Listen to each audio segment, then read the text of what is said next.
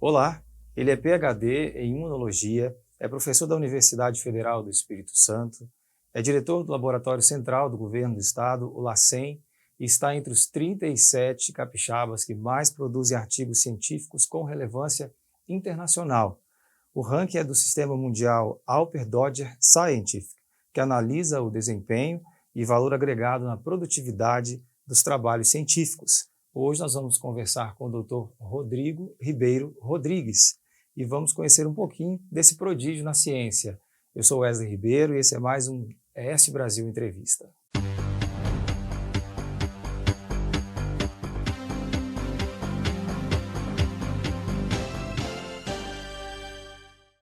Dr. Rodrigo, muito obrigado pela presença, por ter aceitado o nosso convite mais uma vez.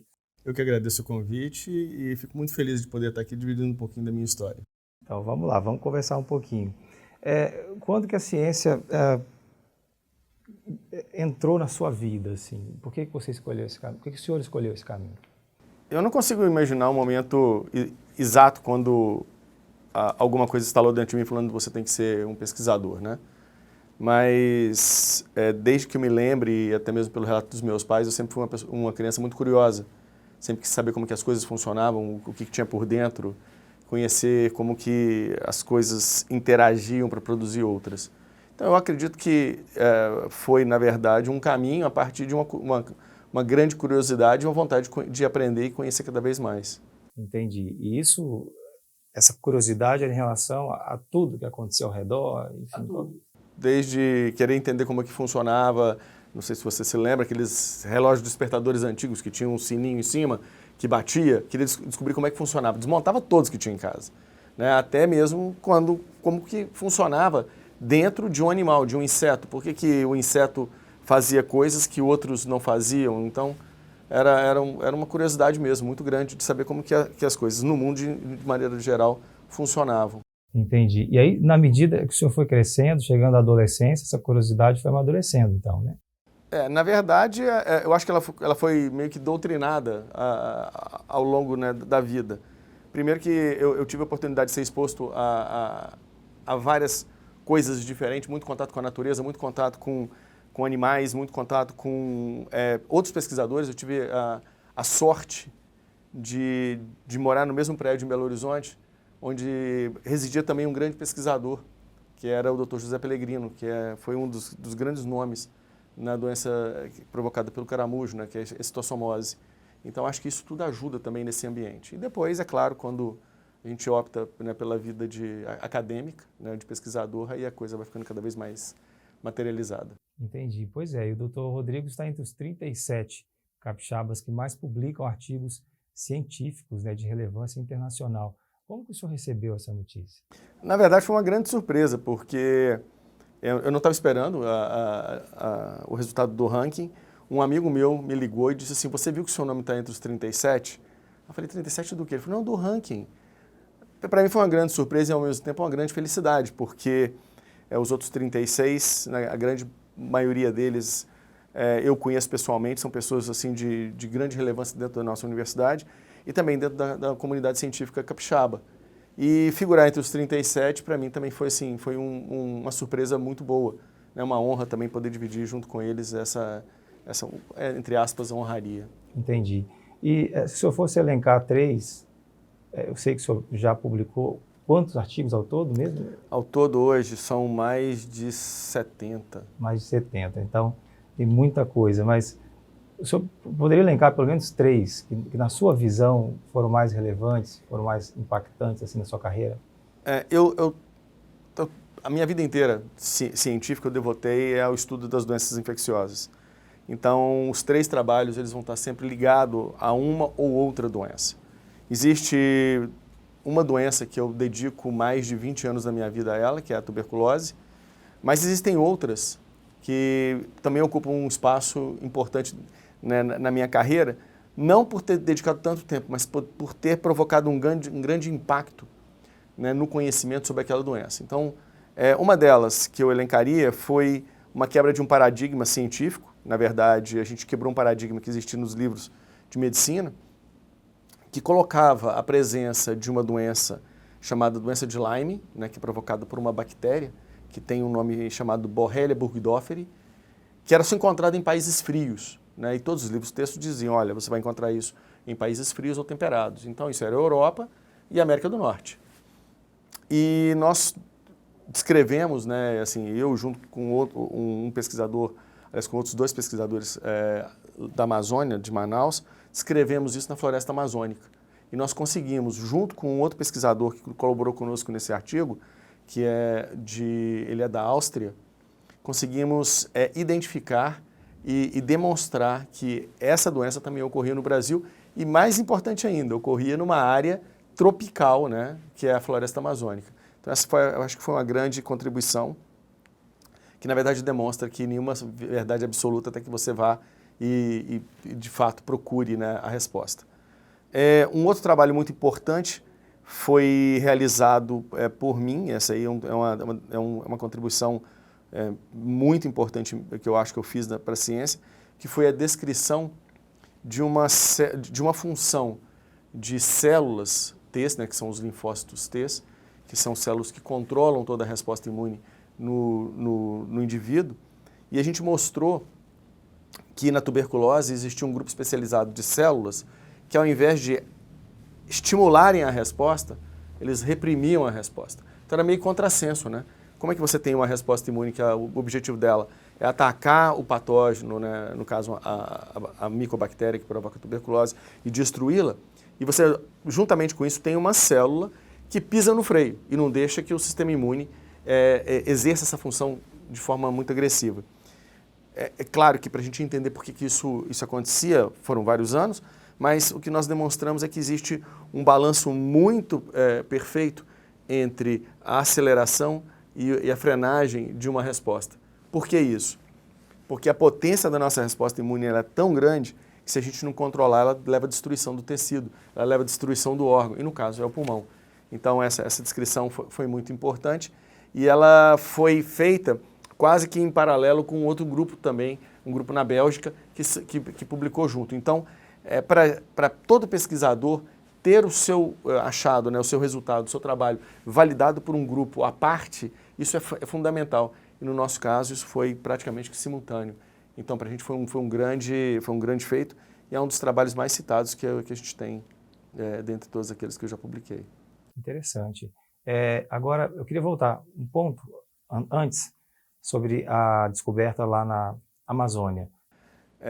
Nesse caso, nós observávamos que vários pacientes tinham algumas lesões de pele que não se enquadrava num quadro de micose ou de uma outra dermatopatologia.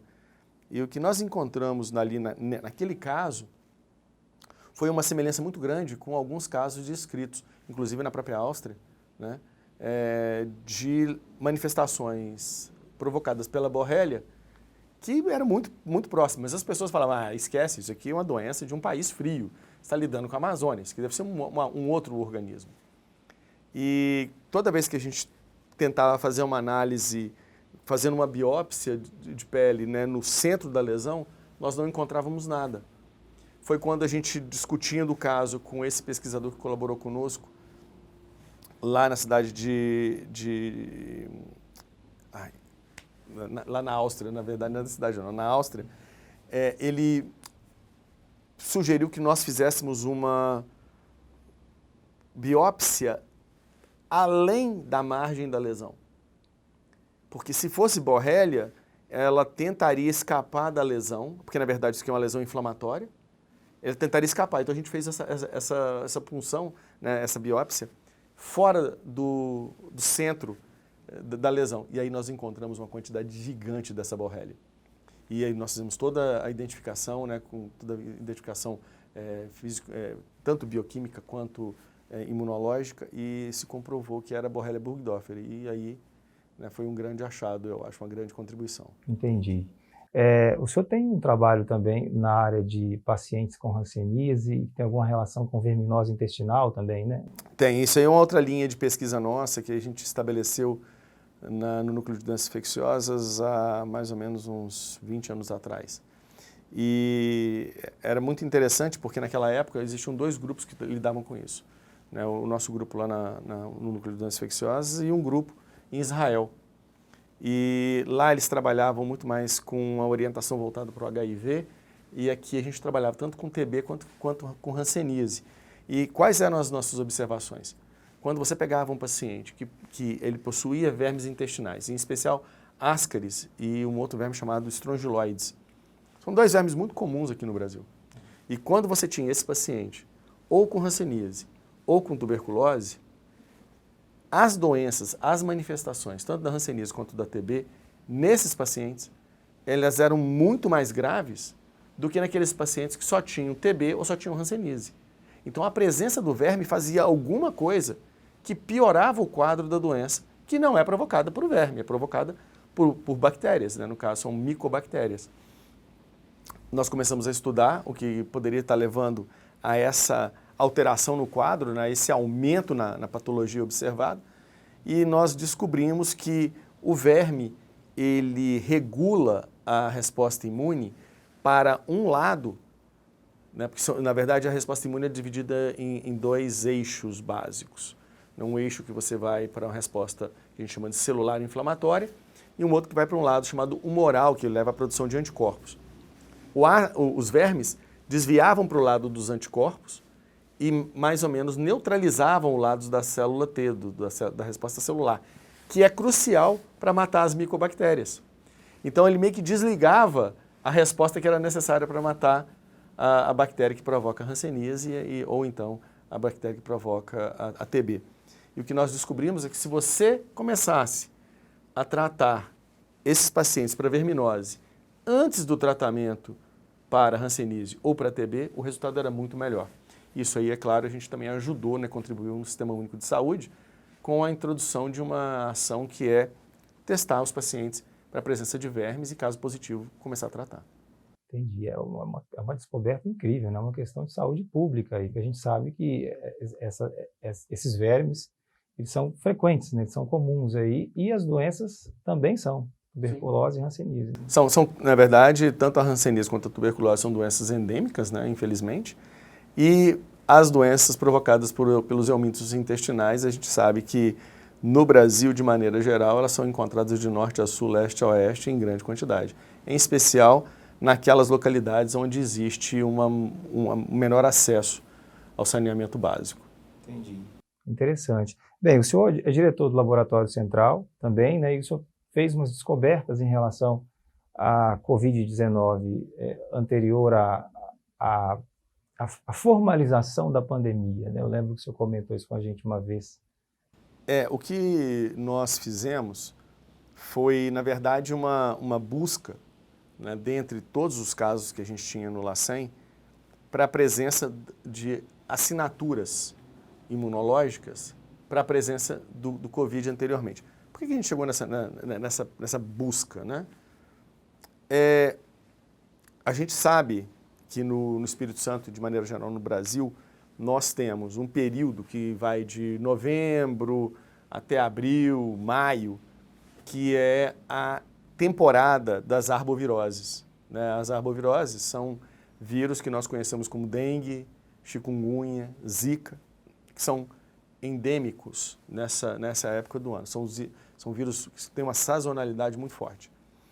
E o que nós percebíamos é que a possibilidade da presença desses vírus que são endêmicos nesse período do ano, mais ou menos se sobrepondo ao início da pandemia, a nossa pergunta era, será que por nós termos uma alta prevalência de dengue e chikungunya nesse momento, isso não poderia ter meio que dificultado o diagnóstico do Covid? Lembrando que o Covid ele só chega para o Brasil como problema no final de março, né, de 2020. Ele foi encontrado na China em dezembro, tornou-se um problema de saúde mundial no início de 2020 e virou pandemia em março de 2020. Verdade. Então, o que nós fizemos? O LACEN, como é o laboratório de referência para dengue, zika e chikungunya, então a gente recebe amostras que são oriundas do estado inteiro. E nós temos um banco de amostras que a gente recebe, a gente faz os exames, a gente guarda essas amostras, É até uma questão legal você ter essas amostras armazenadas. Nós fizemos a seguinte pergunta: será que isso já não estava circulando antes? A amostra que nós usamos é a amostra de sangue, né, soro. A amostra que a gente usa normalmente para fazer um teste de Covid são amostras de swab que a gente usa, ou nasal, né, ou então oral. O que nós fizemos? Nós pegamos aquelas amostras, que eram amostras de soro desses pacientes suspeitos de dengue, e testamos mais de 20 mil amostras para a presença de anticorpos anti-Covid. E aí, para nossa surpresa, nós encontramos vários casos que haviam sido inicialmente diagnosticados clinicamente como sendo dengue ou chikungunya, que na verdade eram casos obscuros ou casos disfarçados, né? Na verdade, existe um disfarce sintomatológico, né? Como arbovirose, na verdade, era um Covid. E aí a nossa maior surpresa foi que nós encontramos um caso de uma senhora cuja amostra foi colhida em 18 de dezembro de 2019. Ou seja, quase que simultaneamente com o aparecimento dela na China. O que comprova para a gente que esse vírus já circulava antes, né, da descoberta propriamente dita. Então, antes da identificação, isso já estava disseminado. E o que está acontecendo hoje não é muito diferente. A questão da Omicron, né, que é essa nova variante, que foi dado o nome de uma nova variante sul-africana, que na verdade a gente sabe que provavelmente não é sul-africana, ele foi detectado na África do Sul, mas ele já se encontra disperso praticamente pelo planeta inteiro. Vários países já reportaram que encontraram a presença dessa mesma variante em amostras anteriores ao dia 25 de novembro, que foi a data quando a África do Sul anunciou a identificação dessa variante Omicron em uma amostra vinda lá da região de Gauteng. Entendi. Aqui no Espírito Santo, já se tem alguma informação se essa variante está circulando? Não, ainda não temos nenhuma informação. No Brasil existem poucos casos já descritos, né? Acho que, se eu não me engano, são 6 ou 8 ao todo, porque eu sei que tinham 2 que estavam para ser definido ainda, 6 eram confirmados e tinham 2 ainda sob investigação. É claro que nos próximos dias a tendência é que vão encontrar mais novos casos. E saiu hoje uma matéria em um periódico científico dizendo que nos Estados Unidos já reportaram amostras anteriores a 25 de novembro. Então, assim, se isso está sendo encontrado agora, provavelmente a gente também vai ter amostras anteriores a 25 de novembro que possam ser positivas. Agora, o que se sabe sobre a letalidade dessa nova variante? Ela produz uma Covid, provoca, no caso, uma Covid mais forte ou não? Tem alguma informação já nesse sentido? Então, até o momento, isso é importante a gente deixar bem claro, até o momento, né, a gente não tem nenhuma prova concreta que essa nova variante ela é mais patogênica, ela produz uma doença mais grave do que as demais. Inclusive, esse é um ponto muito importante para ser dito, porque o que se sabe até agora é que ela tem uma capacidade aprimorada, né, pelas mutações que ela acumulou para infectar de pessoa para pessoa. Então, ela tem uma adaptação para ser uma variante mais infecciosa. Com relação à intensidade da doença provocada, os dados acumulados, e a gente tem uma série de pacientes sendo avaliados na África do Sul, e acho que isso é muito importante que a gente mantenha uma observação muito próxima do que está acontecendo na África do Sul, pelo número de casos que a gente tem lá, não existe evidência que ela provoque uma doença mais grave. Pelo contrário, a maior parte dos pacientes, e também todos aqueles identificados no Brasil, foram assintomáticos, com poucos casos com manifestações leves, sintomas muito brandos, que na África do Sul, a grande maioria não precisou ser internada em unidade de terapia intensiva e também estão livres, né, do que a gente chama de... Eles não são oxigênio dependentes, eles não precisam de oxigenação forçada. Então, isso é um bom sinal. E agora à tarde, por volta de 1h da tarde, saiu um anúncio do Dr. Anthony Fauci, que é um dos virologistas mais importantes nos Estados Unidos e um dos que está à frente do Covid lá, dizendo que tudo que se tem de dados apontam para que a Omicron seja uma variante de menor letalidade. Mas, como eu lhe disse, está muito cedo para a gente poder ter alguma conclusão final. Essa variante ela foi identificada em 25 de novembro. Hoje nós estamos no dia 6 de novembro, né? É isso aí. E 6 de dezembro, na verdade, 6 de dezembro. Então é muito pouco tempo para que a gente possa dizer, olha, em 10 dias a gente tem alguma conclusão. Eu acredito que mais 2, 3 semanas, aí sim, com os dados acumulados, com mais casos estudados e até mesmo com ensaios que possam ser realizados em laboratório, a gente consegue ter uma imagem mais concreta sobre isso. Mas, por enquanto, a gente tem que manter, né, as regras de distanciamento, as questões do uso da máscara constante e, sobretudo, todas as regras de higiene e etiqueta social que a gente tem que ter por se tratar de uma doença de veiculação aérea. Entendi, doutor. Agora, assim, nós que somos leigos, né, a gente entende, no meu caso especialmente, entendo muito pouco de ciência, agradeço mais uma vez pela presença do senhor aqui. A sensação que a gente tem às vezes é que vem uma variante nova e daqui a pouco vem uma nova variante e o que se pode esperar? Parece que sempre vai aparecer uma variante nova ou a gente pode esperar que em dado momento esse processo, ele de fato chegue a um fim? Chegar ao fim eu acho que é impossível porque isso seria necessária a extinção, né, desse micro-organismo. Então a extinção isso requer outros mecanismos que são muito mais complexos de serem alcançados. Mas se a gente transfere, esquece Covid, tá? Vamos fingir que nós estamos em 2018. No Covid a gente nem sabe o que é. Em algum momento nós ficávamos tão preocupados com a presença de uma variante gripal ou não? Nós tivemos alguns casos de H1N1, nós tivemos, né, outros casos do SARS, do MERS. O que a gente percebe? Esses vírus respiratórios, eles vão apresentar variantes porque eles vão adquirir mutações. Então, o que está acontecendo com o Covid hoje não difere em nada do que a gente já observou anteriormente.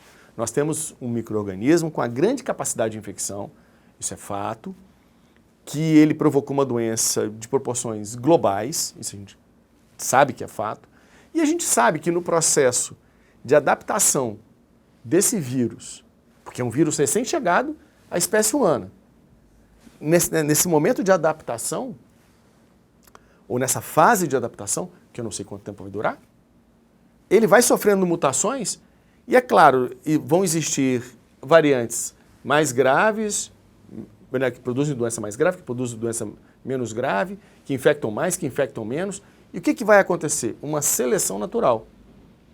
Porque aquela que infecta mais, ela compete com a que infecta menos. E a que mata mais, ela tem menos tempo de durabilidade em relação àquela que mata menos. Porque a que provoca uma doença menos grave, ela consegue se disseminar muito mais facilmente entre a população.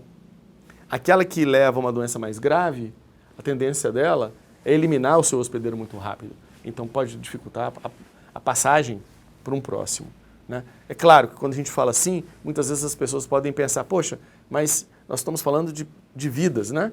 Verdade, mas agora que nós estamos fazendo uma explicação biológica, né? A gente tem que entender também que o vírus ele tem um objetivo, entre aspas, que é a sobrevivência do próprio vírus.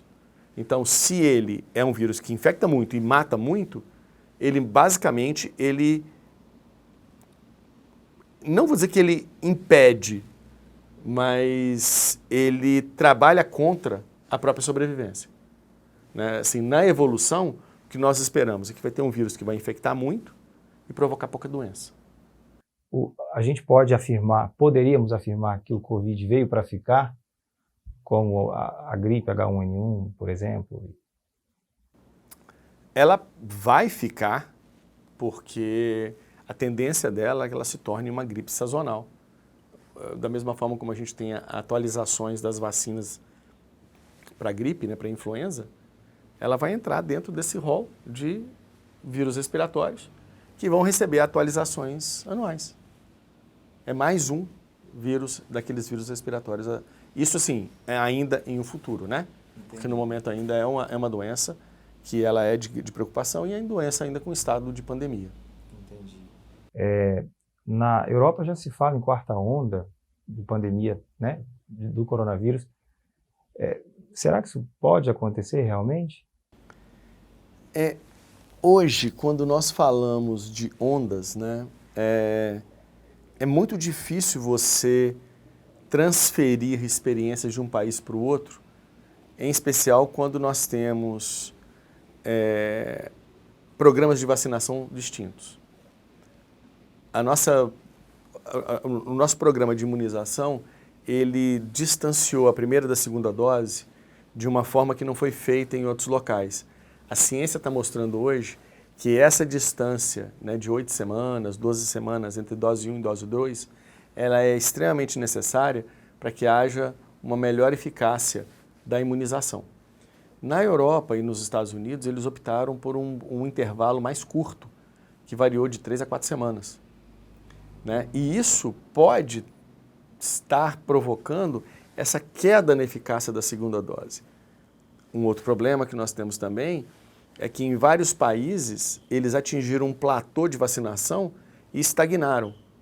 E ali estão, né? E aí você quando observa hoje como se encontra a taxa de vacinação no país, o Brasil, lembrando que é um país de dimensões continentais, né? Nós somos um país muito grande e com uma população considerável quando comparado a alguns países europeus que não têm, né, a nossa população, nós estamos numa taxa de vacinação muito além de outros países. A gente pode comparar com o Reino Unido, com os Estados Unidos, né, com a Alemanha, que são países que tiveram um programa muito robusto, mas que estacionaram. E são justamente esses países que estão enfrentando esse novo pico de casos. E lembrando que lá, apesar de todo mundo estar falando da Omicron, quem está provocando essa suposta quarta onda é a variante Delta, que dominou no Brasil e no resto do mundo. Né? A Delta, até 3 semanas atrás, era responsável por 99% de todos os casos de Covid no mundo. Olha só, que surpresa para mim. Eu achava que a quarta onda tinha uma relação direta com essa nova variante, né? Quer dizer, que a nova variante fosse a causa, de fato, dessa quarta onda.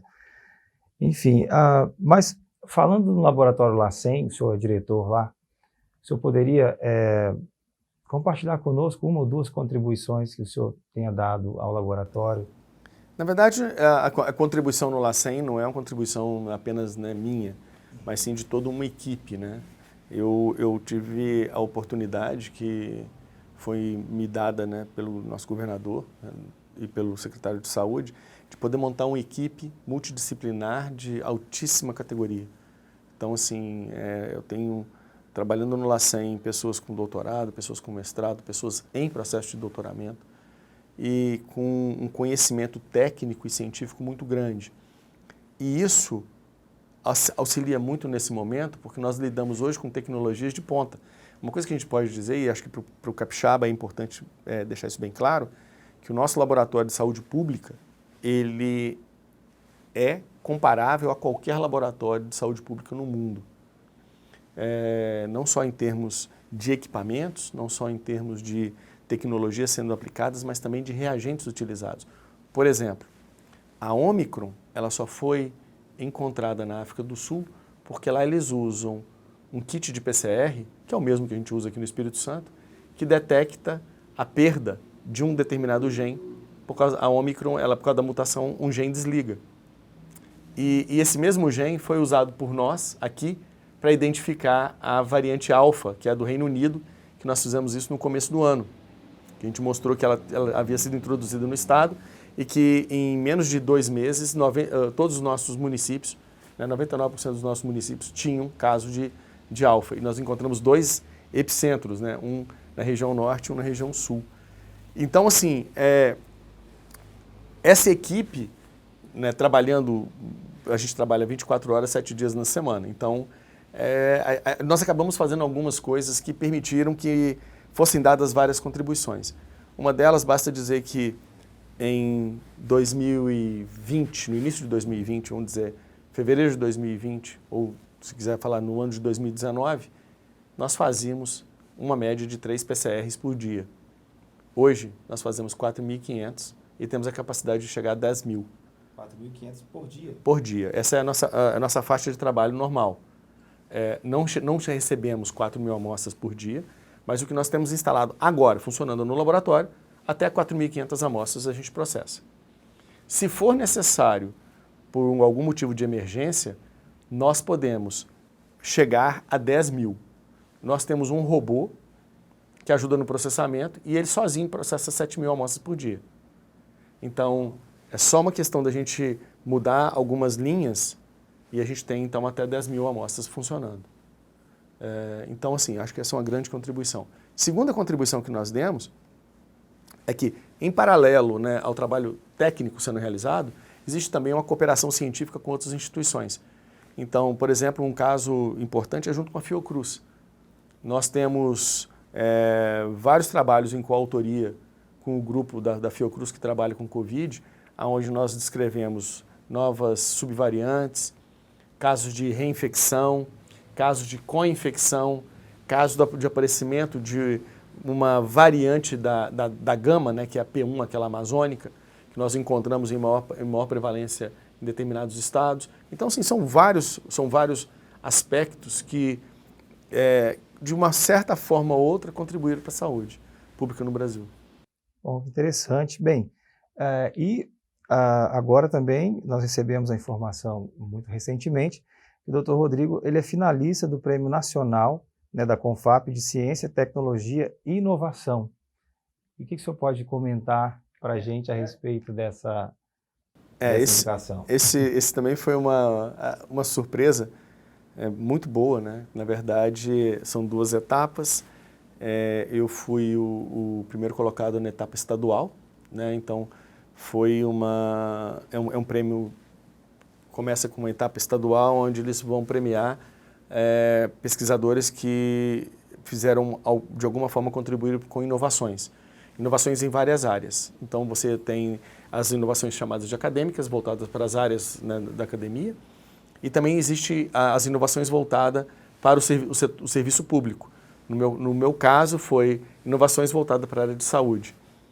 E essa etapa, então, classificado, né, em primeiro lugar aqui no estado do Espírito Santo, foi para a competição nacional, onde cada um dos nossos estados, né, dos 27 estados, encaminhou seus primeiros colocados.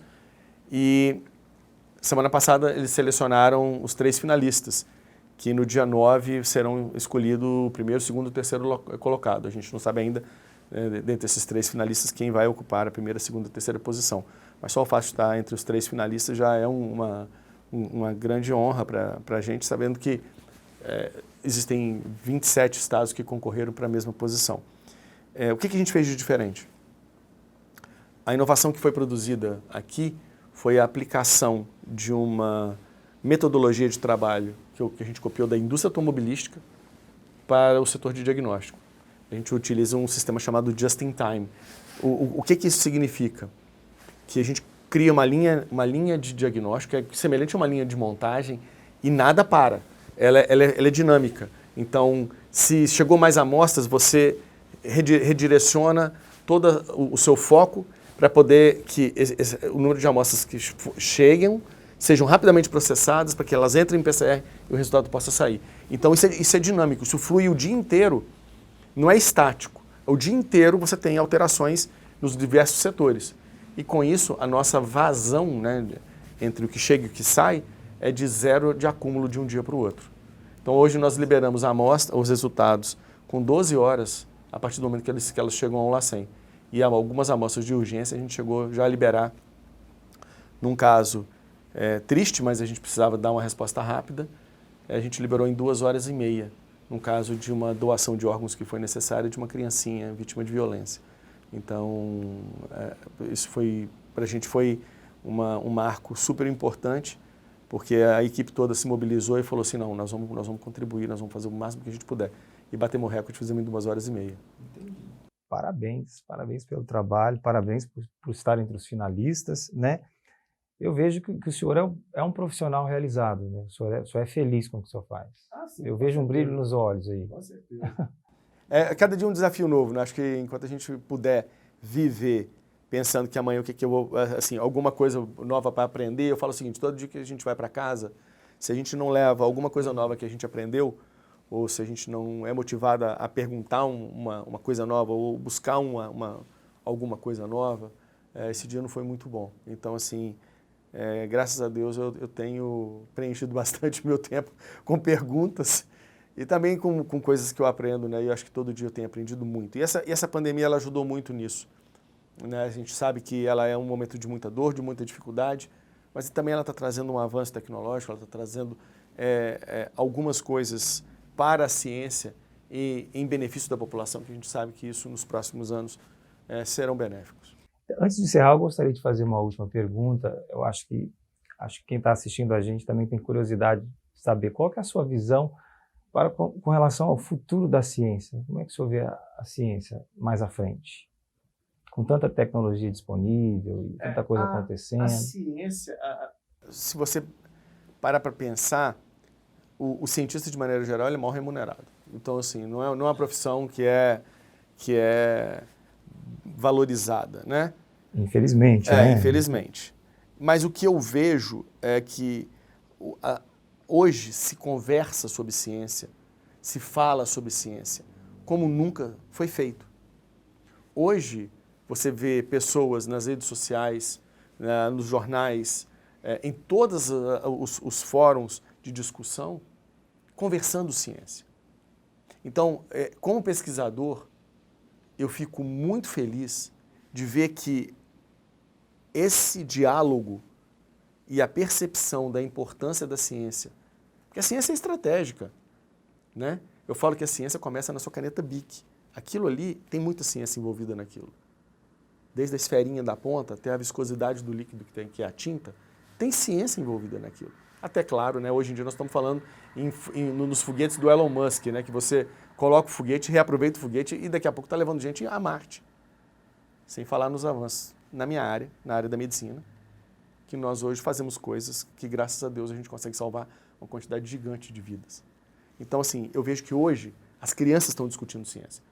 Apesar de a gente ficar um pouco preocupado por causa desse peso psicológico associado à pandemia, que isso tem causado, sim, muita dor, né? E é um peso muito grande, até psicológico principalmente.